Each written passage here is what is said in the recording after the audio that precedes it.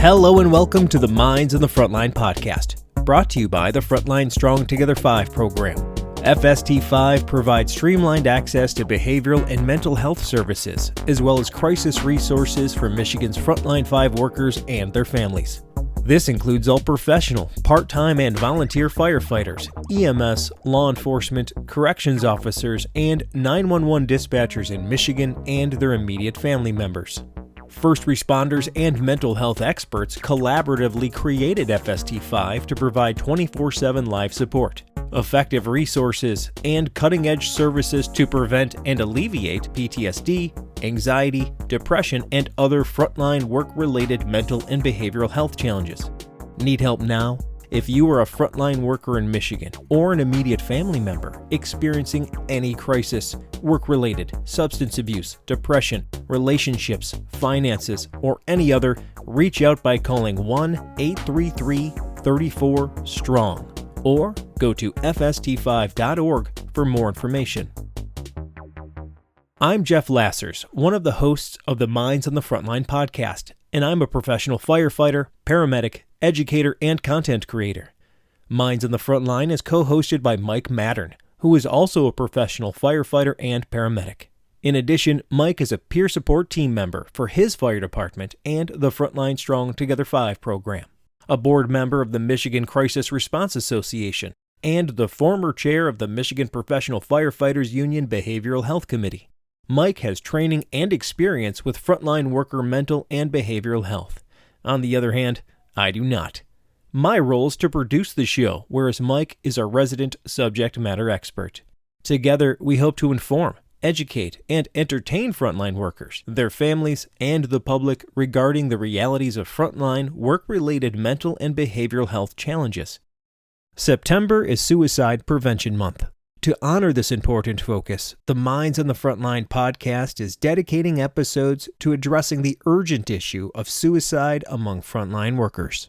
In this episode, we welcome back Manisha Leary, the FST5 program manager and a clinical psychotherapist specializing in trauma. During this episode, we dive deep into what happens after a frontline worker completes suicide. Mike and Manisha will guide us through the critical steps and immediate actions that need to be taken. We discuss the importance of timely notification, the complexities of managing emotions, and the necessity of planning for preemptive support systems. Whether it's the challenging logistics of taking crews out of service or the delicate task of informing an entire department, this conversation highlights the practical strategies and emotional intelligence needed to navigate the aftermath of such a tragic event. This turned out to be a great episode that offers valuable insights and actionable steps to help frontline agencies handle these difficult situations with care and competence.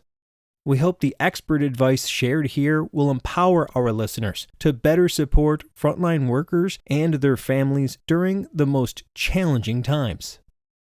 Please check us out on YouTube, Instagram, and Facebook, and make sure to like and subscribe to all Minds on the Frontline podcast social media channels. Thank you, and enjoy the show. Hi, Mike and Manisha. What's going on, Jeff? How are you? Hey, guys. How are you today? I'm good. All right. Sounds good. I'm great. You're normally asking us how we're doing. So. Yeah, that's my sheet of things to ask threw you. Off a little bit. Check that off the list. Yes. Yeah, you got me. Yep. All right. Well, although we always have fun together, we're here to talk about another somber topic. Yes. Right? In our last episode, we talked about preventing suicide among frontline workers. But today, we're talking about after that actually happens, what do you do? Okay. Yeah. And so for context, you two are here to really be the focus of this because as a clinician, Manisha, and a peer supporter who gets called a lot to help peer support teams deal with this exact same thing, there's almost a checklist that we need to do. You know, in the firefighting community, we call it an LODD, a line of duty death. Mm-hmm. And so if that happens where any of our personnel are killed on duty, whether it's a fire, an accident, you can imagine all the 100 different ways you could get killed there. There is an actual process that plays out. And this is really no different. Whether you're on duty or off duty, there's still some specific actions that every agency really needs to do. And so this class, although is designed for after a very bad tragedy, after it strikes, It is a prevention class, essentially, for those agencies so it doesn't get worse after those incidents. So when we always say, what do I do? This is that thing in one of the worst cases imaginable. Unfortunately, I've had the experience where one of my colleagues, a close colleague, in fact, he was my lieutenant, completed suicide. And looking back, we surely saw it coming. In the moment, it didn't feel as heavy as it turned out to be. And so not only is the prevention class a really big thing for me in the episode that we did in your suicide writ class that you put on all the time, it's a big deal that we talk about to do the next time this happens. Yes, and unfortunately, it's going to happen again. So before we begin, you guys have a lot of experience talking to different departments and helping them out. When you have these conversations initially, how many departments have ever really had the thought of, should we have a set of policies or actions we all agree upon to do after something like this happened in our agency? They have line of duty death, but they don't have anything that's related to this. Do they just assume a lot of times that they can kind of fall on that? I think so. It's similar, but it's also a different avenue on the line of duty death checklist. Well, the similarities are pretty obvious, right? We have a first responder or a frontline worker that has been deceased. Yes. And then what are the differences there?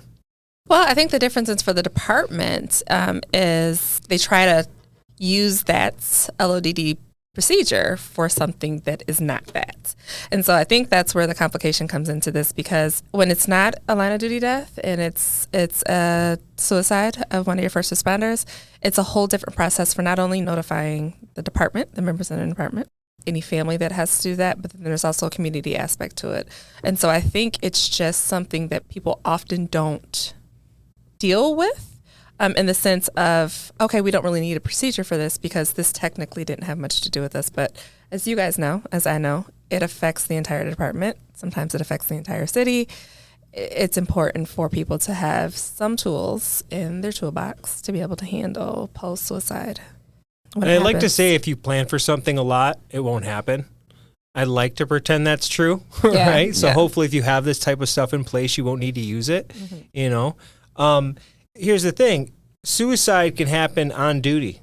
It can happen off duty. But either way, it kind of becomes not the problem of the department, but certainly like a responsibility of the department to kind of handle that with their personnel, because that's going to be really shocking. You know, we've covered a number of times how this becomes your third family. So what are the immediate steps that departments should take after a suicide within their agency? Number one, figuring out, did this happen on duty or off duty? Because that's going to really change the dynamics of what we do coming in post-suicide.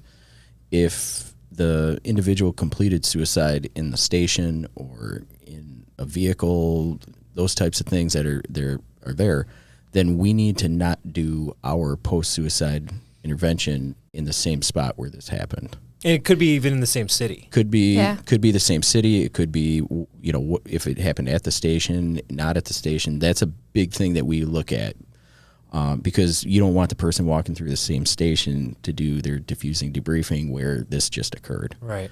That's number one. If it's off duty, then generally speaking, we tend to do it at the department because that's kind of their safe area. You know, that's where they're normally at. That's where they've normally gone. But the first action that I would say, and this goes to the people who really make things happen, you need to take the people who are working out of service. And if that means calling neighboring cities to come cover your city for a couple hours, that's what you need to do. Because there is not a single person who's working for you in that ambulance, that patrol car, that fire engine, in the dispatch center, in the corrections facility, that their mind is where it needs to be to perform their job safely at that point. Their mind is with their coworker, their friend, their buddy, whoever it might be. So number one, take them out of service. You're saying the day of that happened. You're saying, yes. Okay. Yes, because generally speaking, you want to come in as soon as possible and talk to the people of that department or that agency or whatever it might be. And the only way you're going to do that is to get them out of service. So however you do that, and I've seen it happen. I mean, I've seen where communities just step up. the surrounding communities, and they go, listen, we're going to take care of your stuff for the next 4 or 5 hours. You just tell us what you need. And they're calling people in on overtime. They're doing those things to make sure that these people are taken care of and they're getting what they need. Unfortunately, I've seen a number of times that happen, the need for it. Mm-hmm. Fortunately, I've seen so many departments step up and help. Yes, and that's the biggest thing. We need to take them out of service because we need to start talking to them. We need to start processing what's going on. But more importantly, in those early stages is getting the same factual message out to everybody on the department. Okay, so let's back up a second here just to kind of catch up. So we've had a loss at our department. Yeah. There's been a suicide. And at this point, it doesn't matter on duty or off duty, just for the fact that it happened. And you're saying we, so like a peer support team, or is it more specific, like a CISM team is going to come in, or a debriefing team? Help me understand the mechanics of that. So once you take them out of service, the sooner you can get a hold of that peer support team, CISM team, in the state here, if to be a peer team, the standard is you have CISM training. But what I have to say is if you've had a team that hasn't done a post-suicide intervention, it's not like any CISM call-out that you've ever gone to. You still follow the same model, but how you deliver it is a little different because some of the questions, how you frame the questions is a little different. In here, it's not like they've gone to a traumatic scene. They've gone through a traumatic event. Sometimes. There's other times where if it happens within your city, those responders responded to their coworker. Yeah. And that's a whole nother level of, what we're talking about. But you really have to know how to talk to the group about the suicide because it's a lot different than any other approach on how you normally do a CISM. I'm not saying you deviate from the model at all, but how you frame it and how you do it is a little different. It's going to be very highly sensitive. It is. And it's highly charged. It's highly sensitive. Sometimes they're still in shock even, and you'll find that people don't even know what to say at those points. Some people haven't really heard what's going on yet, and they're looking for information. So you have a gamut of things that you're walking into. And this isn't the immediate, the very acute. It just this happened. Is like, the this department just was happened. just notified. Yes. Essentially, the tones have dropped. Yes. Of the information. The bomb has dropped on us. I've been called while they were on scene. Okay. Yeah. And said, get your team together. We need you here now. Right. And you're saying to initiate, start planning for somebody to cover that response area as soon as possible so that we can start processing this. It's like anything else. The quicker that you can get your peer team, CISM team rolling, the better. Number 2, take those crews out of service. They're not going on another run until they get taken care of because they need to be talked to before they continue what they're doing for obviously that day. Mutually dependent on that. Mutually once dependent. There, but have these things set up prior to, right. like you talked about, you prepare for the worst and you hope for the best. Yeah. If you don't have this preparation, there's a lot of back and forth. I don't know who to call. What do we do? One of those things. So if you prepare for it ahead of time and never use the plan, awesome. And it might be as easy as just all the chiefs in the area talking like, hey, when this goes down, do we all agree we're just sending a unit and do it? Yeah, we all agree? Great. We all agree we're going to call in overtime or we're going to send one unit from each community or whatever it might be. Yeah. But set it up ahead of time. You never know if you're in the next community that might need this. Yeah. In the first responder community, we prepare for everything. There's an SOP about everything. If this, then this. If this, then this. Yeah. You don't really find the SOPs for these things. This is a major event that's going to affect a lot of your people, not only in the short term, but the long term. You should have a plan in place to take care of the greatest resource that you have, and that's the people that work for you.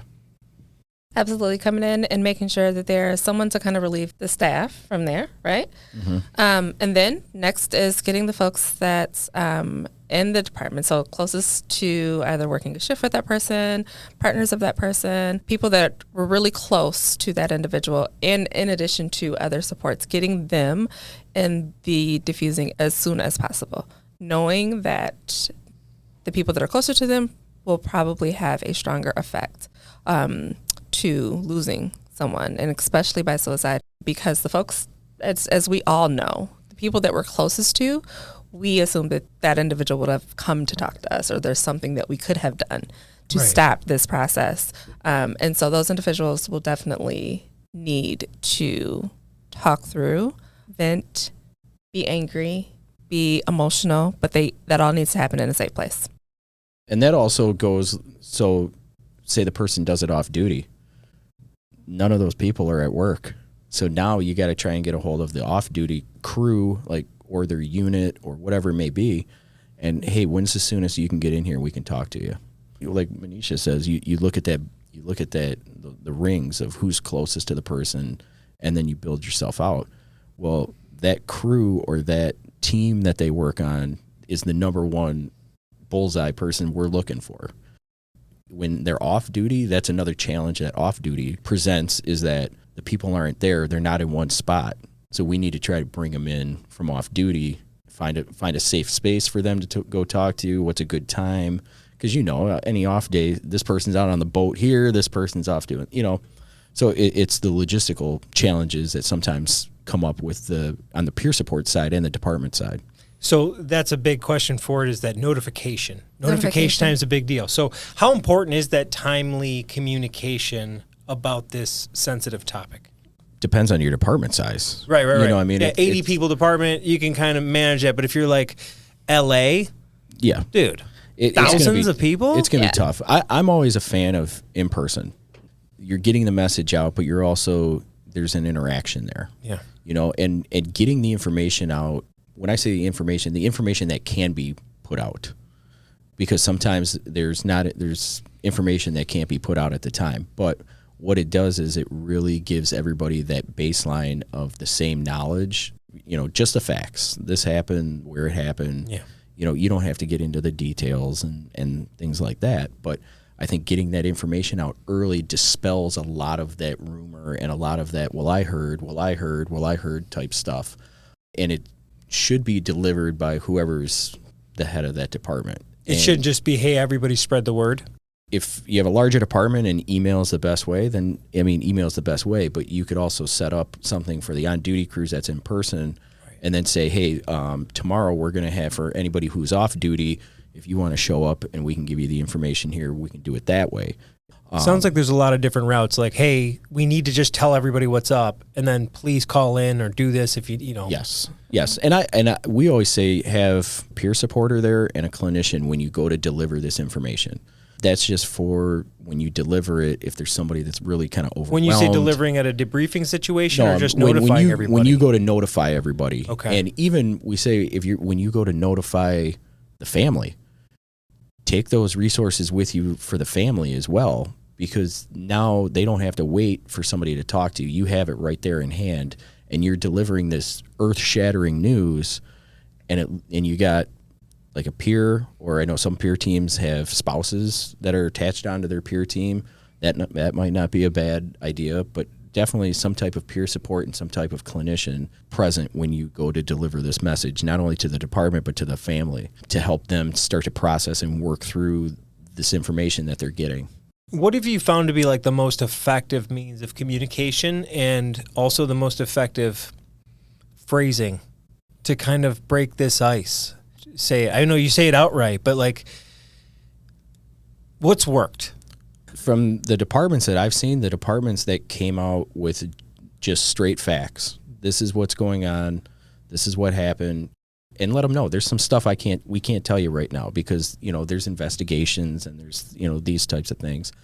But the departments that have been transparent up front, like these are the facts, this is what happened. And not cold, probably like not respectful. Cold. No, I like mean, and when I say this, you got to realize the people who are delivering the message are just as affected as the people who are receiving the message. Mm-hmm. So when I say they're delivering the message, I mean, they're delivering the message through tears.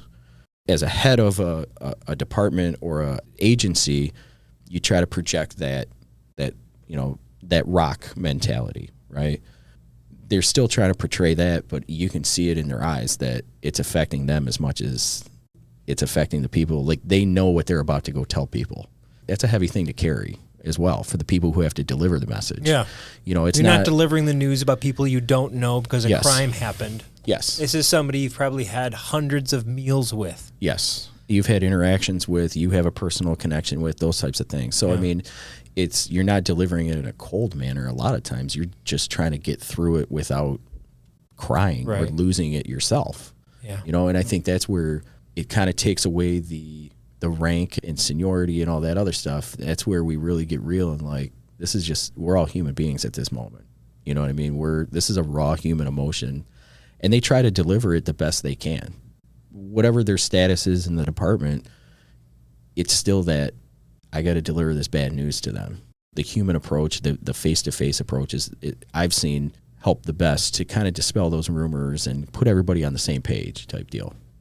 So direct notification from the department or from the agency is also super important because you want them to hear from a caring individual before it gets to places like social media as well. Once that happens, there's so much that you can't control in that space, especially if this was a suicide that was completed like in the department or in a squad car or something like that. You want to be able to make sure that your officers are hearing from the department or your firefighter, your EMTs, your corrections officers, whomever. You want to make sure that they're hearing directly from the top so that they can have a time to not only process, but also prepare themselves for some of the things that they may hear in the community, they may be exposed to once it gets out there to the wider population. So I think that's why early notification is always important. We want to make sure that people are notified by the people that care how they receive the information. Yeah, and so once you receive that information that it happened, part of that communication is notification of a debriefing. Or debriefings or diffusions.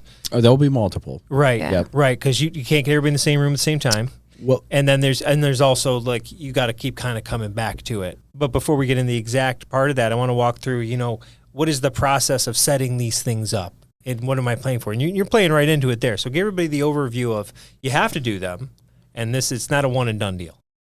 You set up things for the initial incident. And then we set up things for after the funeral because the funeral is now a second traumatic incident. So the initial instance that happens, we come in, you got to set up a diffusing debriefing. And like I said, we try to do this as soon as possible, especially for the on-duty crews before they go home.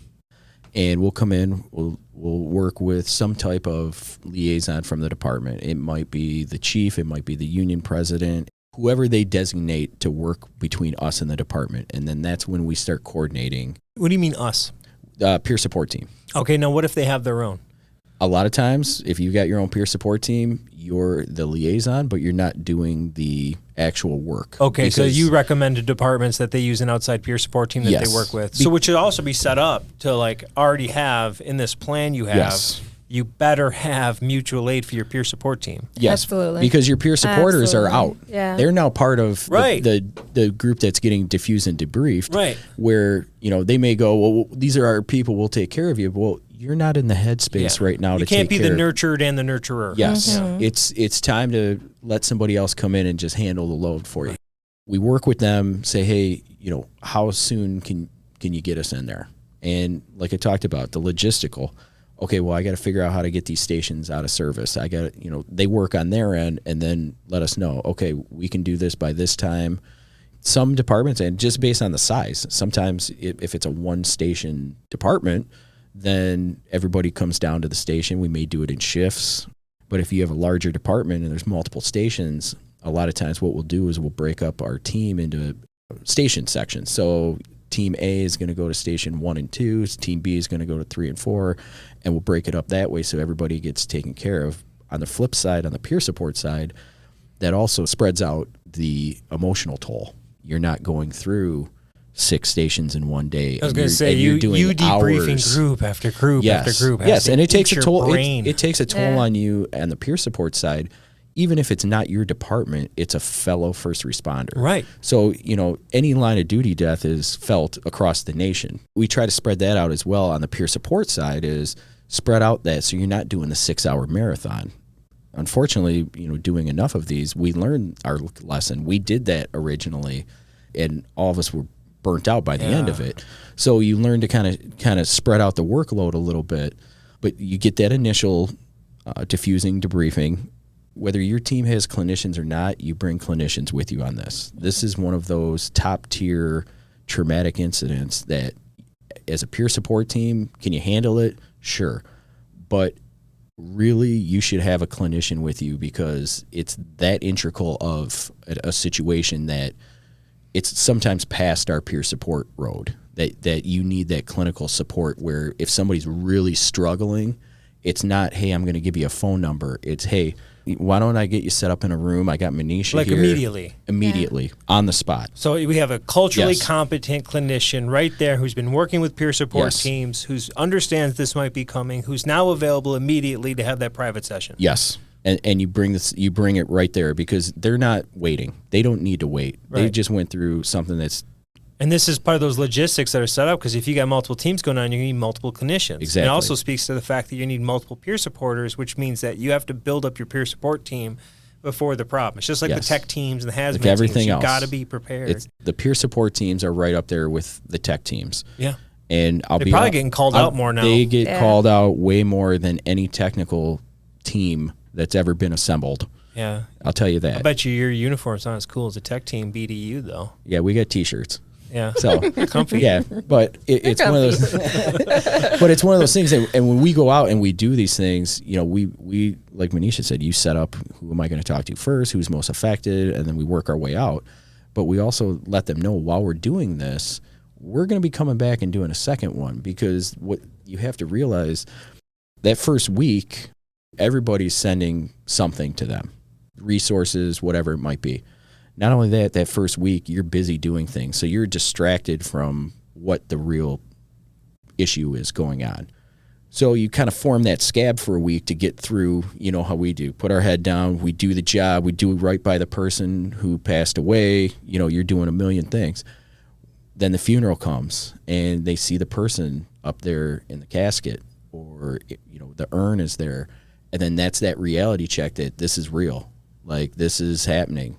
You know, and that funeral is sometimes a second trauma to them. Sometimes it's their closure that they need. And you see people kind of trend up, like they're getting better.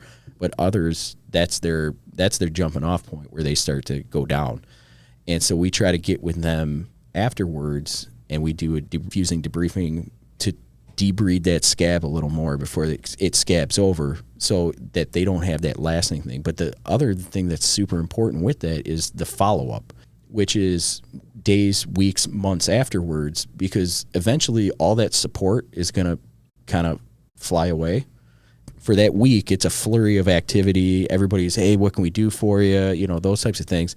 But after the funeral, it seems like that just all kind of fades away, and then you're just left by yourself. So what we try to do is continue that follow-up where we show you, hey, the support was here on day one, but the support here is also 90 days from now, and Right. you know, and they're not forgotten. So let's break that down a little bit. So the initial diffusing debriefing happens.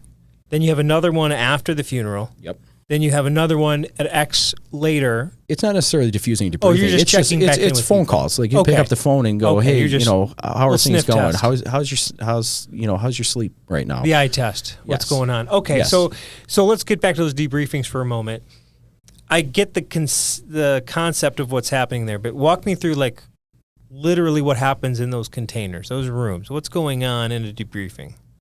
As peer supporters, we don't have the context of who the person was. We didn't work with them. You know, it may just be a name. And how we really try to go in there is we start off by just talk to me about the person. I want to know about the person. And everybody in that room has some type of story, has some type of experience with that person. What that does is we're not dwelling on the thing that just happened today. We're talking about the person who's involved. And a lot of times, that's all we really have to say, because they'll start talking about, you know, remember when such and such did this at the station and such did this and blah, blah, you know. Our goal in that instance on that first day, you really haven't processed what's gone on yet. You're not going to talk a lot about how you feel or those types of things. You may, because you might, you know, a lot of people have different feelings in there, and we'll touch on that here in a little bit. But what we're really trying to do is get them talking. If you can facilitate a group to talk and talk in a manner that they can talk about what they're feeling or what they're going through, that's where it really works out on that first day. Is we're just facilitators to get the conversation going. And when they start having those stories about the person, you know, then we'll start working in a little bit of our diffusing debriefing stuff. We follow our model that we have, but you kind of let the group take the day where it goes. Why is that so important, Manisha? Like, what does that do? Does that kind of just soften up the room? Yeah. Well, it softens up the room too, but then also just the organic nature of a conversation allows people to process. So whether it's like, oh yeah, I remember, this person used to do this all the time, we crack up about this, or somebody like brings up a memory, it gets people comfortable with just talking. So that in itself is processing, which people don't realize that they're doing. People don't realize in the moment that they're actually being able to process, I'm here because someone is not here anymore, right? We're having these conversations because someone is gone. And it makes the idea of coming around and wrapping around and having this same type of discussion after the funeral, after a person has had the opportunity, like we said, see the casket, see the urn, it makes it a little bit more easier to then come back and talk about feelings. So it's really those first initial actions that's setting the tone for everything else. Absolutely. If you go in there with a cookie cutter approach on how you do regular diffusings, debriefings, a bad call versus losing a coworker is a much different thing. It's probably not going to work because that room is a harder room to talk in than a normal traumatic run. You're literally walking into a group of people who just lost their best friend or coworker versus a patient who they have no personal connection with. They might not remember their name. That's it. But you're walking into that room and nobody also probably wants to talk about it. So it's about as cold of a room as you're going to ever walk into as a peer supporter. And if you walk in there with this cookie cutter approach that is more clinical than peer, then it's not going to work. Meaning, hey guys, now we're going to talk about this. Now we're going to say these things. Yes. And what you're saying is let everybody talk, let the conversation steer. And then you said you're going to start dropping some diffusions. So what happens then? Like, how do you physically diffuse that? I get the whole, you're kind of like opening up dialogue. Everybody's now open. We're listening. We're listening to understand now. Exactly. We're all kind of like becoming this symbiotic moment. What are you doing then to help me, as somebody who just went through this loss, process that? And I'm guessing what you mean by process is understand that it happened, accept that it happened, and then learn how to absorb it without losing memory of that person and then moving on without it affecting you negatively. Exactly. Okay. Yep. That's exactly what we mean by process. And it takes some steps into that. So what makes the debriefing and the diffusing different is that we're not just talking like, it's not just the conversation about this person, how wonderful they were, and having all of these memories. Yes, we do have that part, and that does kind of break the ice. But then we're coming in and saying, these are the things you're going to want to be mindful of in the next couple weeks or the next couple days. You may be feeling this and you don't know how to articulate it. You may be feeling that and you don't want to say, you don't know how to deal with that. These are the things that we give you kind of the tips of what's going to happen. It's almost like knowing like when you get hit in the head, you're going to get dizzy or you might pass out. Exactly. So if you're going to be an MMA fighter, to be prepared for that, right? Yes, be prepared for that. Exactly. So it's almost like giving me a way to go, oh, if I'm going to take this medication, it might have this side effect. If I have this experience, I might feel a certain way. It's okay. Right. Yes. We go through a lot of the emotions and thoughts that you probably are going through, but you don't know what to do with. And like Manisha said, you talk about the different thoughts, emotions, points of view that are even in the room. And you may be sitting in there with someone who's angry and then someone else who's like bawling because they're so sad. And literally they could be having the same thoughts, but they evoke different emotions. And so that's important to be able to kind of recognize that it's going to look different for everybody. And that's okay too. Yes. And we explain those, and sometimes that can cause some rifts in there because the person who's pissed off is like, why are you crying over this? And the person who's crying is like, why are you mad at this person? We really try to let people know is both of those emotions are completely acceptable, completely normal. And it's all based on your perspective. What the person who's upset about is they lost their parent to suicide and they think it's selfish. Where the crying person, that was their best friend, and all they can think about is their best friend's not here. Both emotions are completely normal, acceptable, but it's from different perspectives. So you really set the tone with, There's going to be a lot of different emotions in this room, and all of them are okay to have. You just got to respect it from each perspective there. Eventually, these emotions and feelings, if you don't talk about them, are going to come out one way or the other. No matter what, it's all stored potential energy in there. You can put it in that vessel for a little bit, but eventually that vessel is going to blow.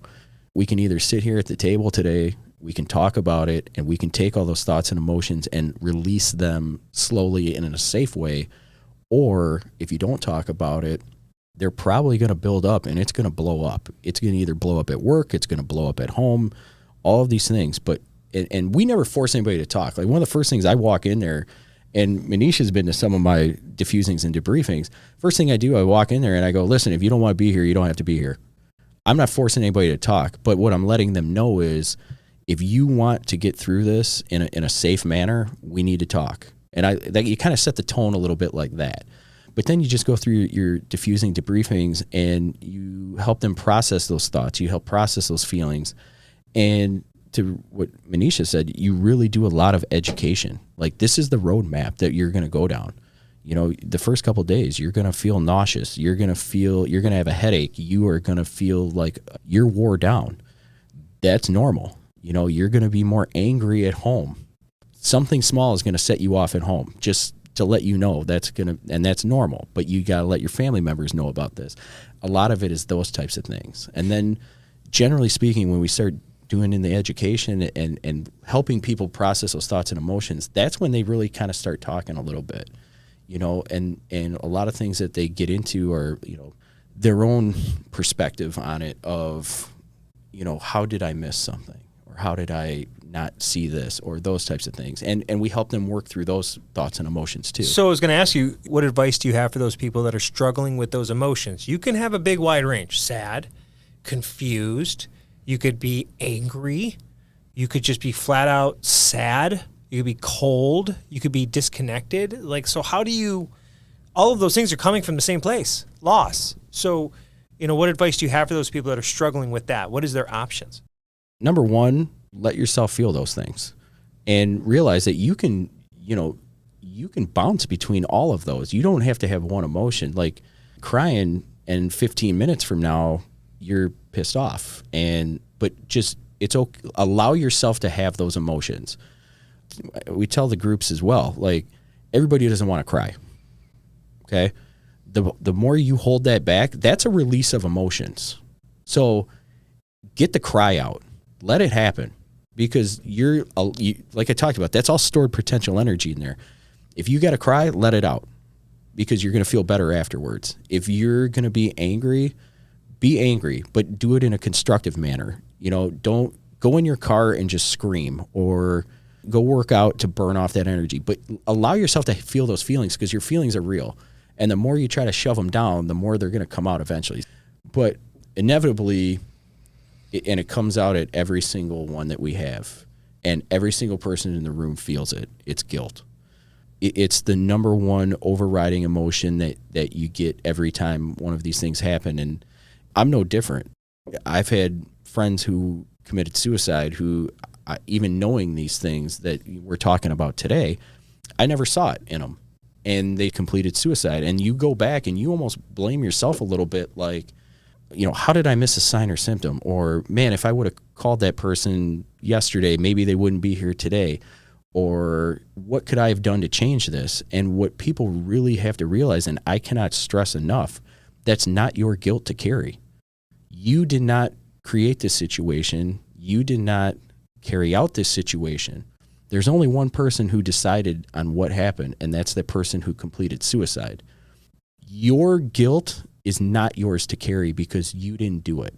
It may feel like you contributed to it, but you did not. That was one person's decision. So the guilt that you're feeling, the guilt that you're carrying, is not yours to carry. Is one of the biggest things that we can tell people, especially with these emotions that go on. And it's one that comes up every single time. And I think it's just a basic human emotion, is you look within yourself of, well, what could I have done differently to change the situation? And a lot of times, there's nothing you could have done. Yeah, different. we talked about this in a previous episode, is that sometimes people have made up their mind about this, and there's nothing you can do. It's going to happen. You never saw it coming. That's very private about it, and they're just going to make that happen. Mm-hmm. So how do you discuss that with teams to help them process that and be at peace with it?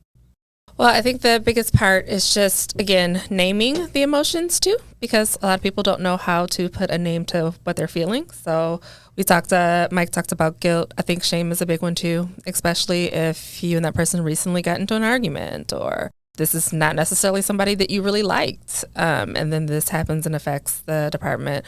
I think there's a lot of this kind of space of where people start to own this action within their own emotions, right? So, dang, and maybe if I was nicer to someone, this would have happened. Maybe if I had not had that argument with someone, this could have happened. And I think the biggest part for us when we're coming in and talking to teams is that what has happened, you taking on parts of that, you owning some of these emotions, you making yourself feel worse in the space isn't going to help the situation, because unfortunately the person can't come back. So what we have to do here is find out what's going to be the new normal, because it's definitely going to be a new normal because the person isn't here anymore. And finding that is going to look different for a lot of different departments, a lot of agencies, and that's okay, right? People, again, we talked about this previously before too, people are really scared of being in the uncomfortable space. But the more that we talk about it, it becomes less uncomfortable, it becomes more normal. And I think that's where we try to focus mostly on with the teams, is that it's not going to be the same. No, and I think the other thing that it's important to let people know, and it seems when we talk about it, it seems to give some people some relief. It's the people who completed suicide didn't do it because they wanted to hurt anybody, even themselves. Multiple people who've attempted and survived, and they'll tell you the second they did something, they automatically regretted it. They weren't looking to hurt themselves or kill themselves. They had something within themselves that they didn't think they could deal with anymore, and they thought that was a better option. Sometimes they feel like they were a burden to the people that were still here, and they're releasing the people from the burden. And one of the things that we also try to explain, and I learned from a clinician, is when they start prepping for stuff, like they'll leave a note, they'll leave their passwords, they'll leave the keys to all the cars and house and all these things. It's actually a sign of love to the people who are left behind, because they don't want to hurt them. They don't want to affect them. So it's actually a sign of love that they're doing these things. And how we explain it to them as well is that's their way of saying they love you. It's a messed up way of doing that, some people think, but they were trying to take care of you in their last days, in their last moments. Because they had so much pain. Because they had so much pain. They had to do something to make it easier on you, or at least show you that respect in some way. Yes, that was a show of love to them, that I still wanted to take care of you even though this was going on. And it took me a long time to even process that when somebody told me, because I'm like, why do people do this? And that's how it was explained to me. Yeah. Was that it's their last show of love, and sometimes when they do it on duty, or they do it right after shift or something like that, how I kind of explain it to the people is, if you think about it, they chose you guys to be the last people that they stayed with. They could have called in sick today, right? But they didn't. They chose you to spend that last day with. They'll never say they love you, but you meant something to them where you were the last people they wanted to spend their day with.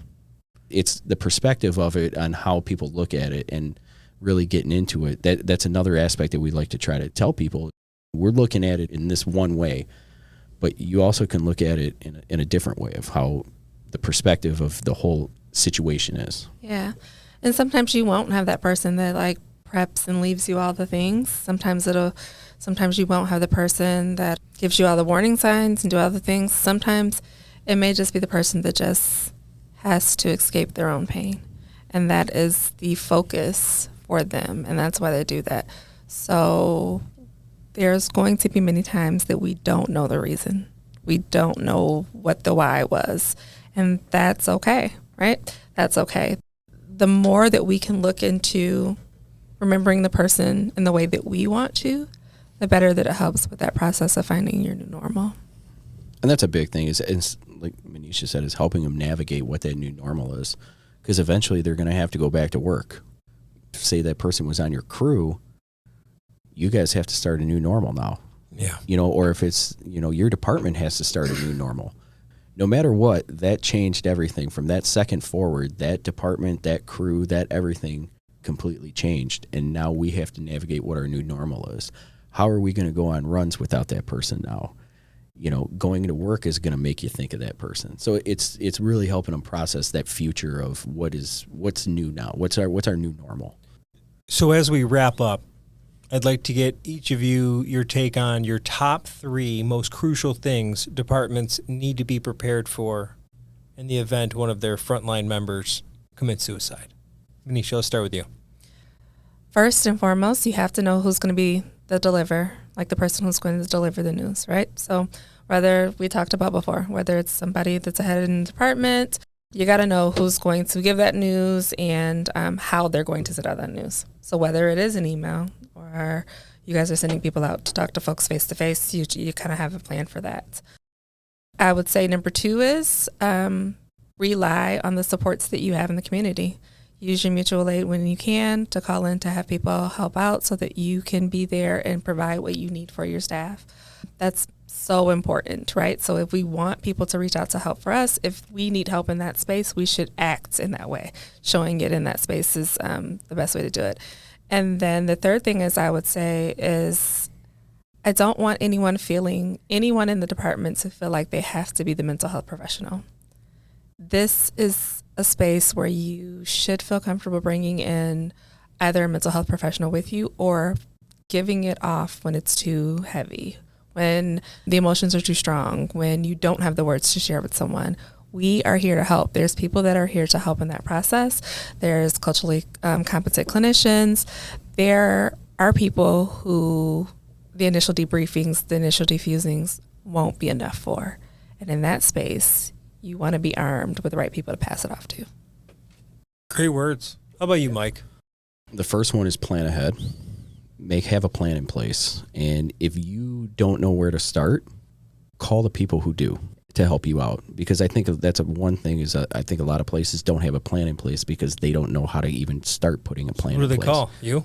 You can call me. You can call Frontline Strong. We can get peers out there who have done this before, and we'll walk you right through it. Maybe even ahead of time to help you write that policy. That's what I mean. I mean, we'll help you get a policy in place to where, we'll make it very easy for you. Don't do it because you don't know how to do it. You've got resources now with Frontline Strong where we can get you out there, but you have to plan early. And that's not only having the SOP in place, it's talking to those surrounding communities and having the logistical support for it.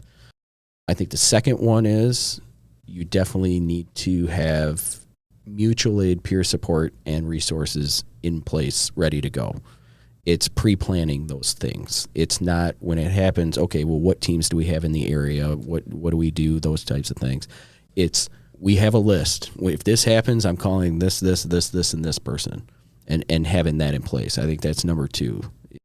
Number 3, giving your support to your people as long as they need it. It's not on your timetable. It's on their timetable. Because you think they should be over it in a month, that doesn't mean you should not be checking in on them, maybe giving them a little leeway to do less things. Let the people do what they need to do to heal. And it's not on your timetable as leader of that department or that agency. Let the process happen. Let it happen and make sure you take care of them. I would talk to peer support teams in their steps. Prepare for this. Have something in place on the peer support side. 2, train for this. Do mock post-suicide interventions.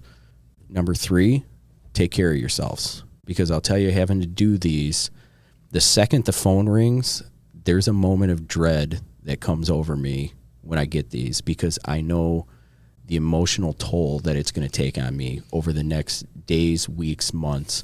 Not that I love, I'll go out and do them, but I know now. You're realistic about what it's doing. I'm realistic because it's, like I said, it's something that it's a fellow first responder. Right. I'm telling you right now, it takes a huge emotional toll on you. You will be exhausted by the end of the day, and all you've done is sit at a table and listen to people talk. when I say have a plan in place for your own team. We go through our own debriefings after we go and diffuse and debrief other teams, because this takes such an emotional toll on you that you need to plan on having multiple teams to spread it out, but you also need to plan on the aftercare for your own team, because these will drain you and these will affect you as peer supporters.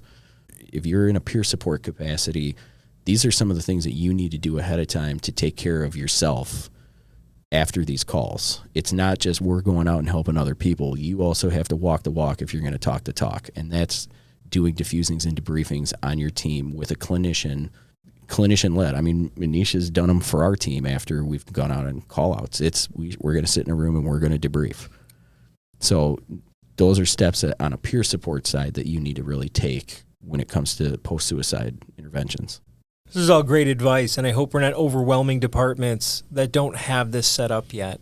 So I think it's really important to just find out the people that have the resources, start down that road, and build on that. You're not going to get it done in a day. Yeah. But certainly get a hold of us over at FST5, and somebody can lead the way. Even if you're from outside of Michigan, Mike's also been emailing people outside of Michigan, too, helping them out. Multiple states. Hawaii is the furthest away. No joke. Hawaii is the furthest out. Neat. Yes. Yeah. Oklahoma, you've been helping out? Yeah. Oklahoma, was it Kentucky? It's all over. There's a whole bunch of them. But, so we were reached out to by a group in Tennessee. Awesome. So that's good.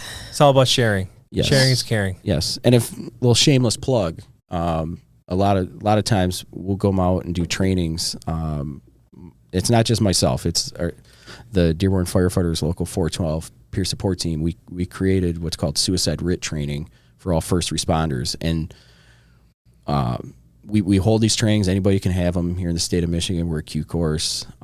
Even some out. Give Mike a call. He might come out to you. Yeah, we'll come out. We'll come out to anybody. We'll talk to anybody. Yeah. Any first responder, any department, whatever. But it was important enough. Unfortunately, our team has done a lot of these, and we've gone to a lot of the suicide prevention intervention trainings. And the suicide prevention intervention trainings are great, don't get me wrong, but they never prepare you for what happens when you do everything that they tell you to do and the person still completes suicide. And that's really where our class is very different, where we present the suicide prevention intervention training from a first responder perspective for first responders, but we also give you the tools that if things don't work out how you want them to, we also prepare you for that. Because I think if you're preparing people to have those conversations and with the people who are suicidal, you also need to prepare them if it doesn't work. So that's kind of where our class changes a little bit. So it's a great class. I hope you guys check it out. Check out the description for more information.